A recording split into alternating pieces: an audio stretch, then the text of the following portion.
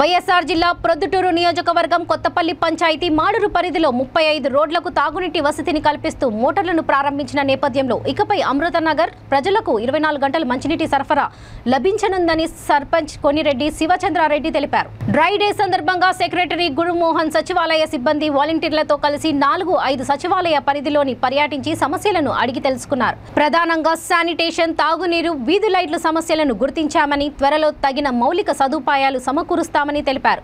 అమృతనగర్లో మురుగునీటి వ్యవస్థ అధ్వానంగా ఉండడం వల్ల త్వరలో నిధులు సమకూర్చి కాలువలు నిర్మిస్తామని అన్నారు. ఈ కార్యక్రమంలో పలువురు వైసీపీ నాయకులు, స్థానికులు పాల్గొన్నారు.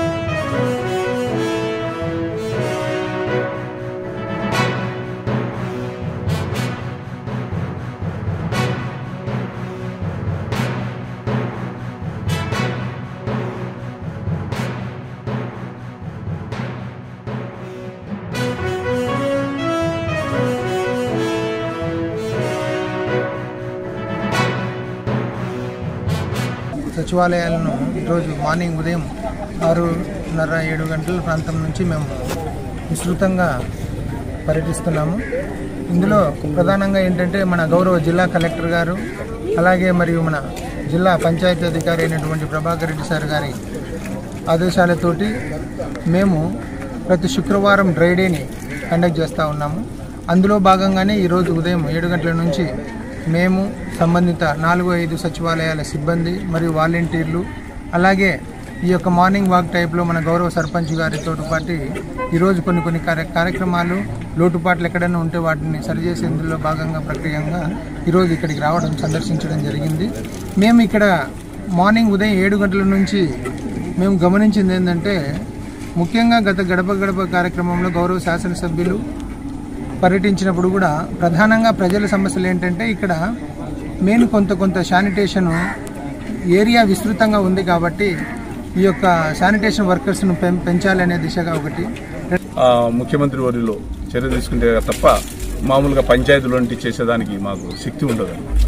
ఖచ్చితంగా అది గౌరవ ముఖ్యమంత్రి వర్యులు అలాగే మన ఎమ్మెల్యే గారు ఎంపీ అవినాష్ రెడ్డి గారు చొరవ తీసుకొని ఈ కాలనీకి ఈ పెద్ద కాలనీ ఇచ్చినటువంటి వైఎస్ రాజశేఖర రెడ్డి గారు ఇచ్చినటువంటి కాలనీలో ఈ కాలనీలోనే మన గౌరవ ముఖ్యమంత్రి కూడా పాదయాత్ర చేయడం కూడా జరిగింది. ఆయన చూసి ఈ కాలనీకి రోడ్లు అనేది లేకుండా బాగా సస్యశ్యామలంగా ఉండాలనే తలంపుతోనే ఆ ముఖ్యమంత్రి వర్యులు అయినప్పుడే ఈ కాలనీకి దాదాపు 55 రోడ్లు సిమెంట్ రోడ్లు శాంక్షన్ కూడా చేయడం జరిగింది. ఇంకా జగనన్న కాలనీ కూడా ఉంది. జగనన్న కాలనీలో దాదాపు 750 ఇళ్ళు ఇక్కడ ఇచ్చారు. ఆ కాలనీలో కూడా నీళ్లు కూడా సబ్సిడీగా మేము అందిస్తున్నాము. ఏదన్నా చిన్న పొరపాట్లు ఉన్నా కూడా దాన్ని కూడా రెక్టిఫై చేస్తాము. రోడ్లు కూడా వేస్తున్నారు. అన్నీ ఈ కాలనీకి మంచి సమస్య పరిణామం. ఎందుకంటే గతంలో ఒక్కొక్క ఫ్లాట్ ఎవరైనా ఇబ్బందులు పడి అమ్ముకోవాలన్నా కూడా 10, 20,000, 50,000 అడిగేవాళ్ళు. ఇప్పుడు గౌరవ ముఖ్యమంత్రి వర్యులు అయినప్పటి వైఎస్ జగన్మోహన్ రెడ్డి గారు దీని విలువ 10 లక్షల పైనే పోతుందన్నమాట.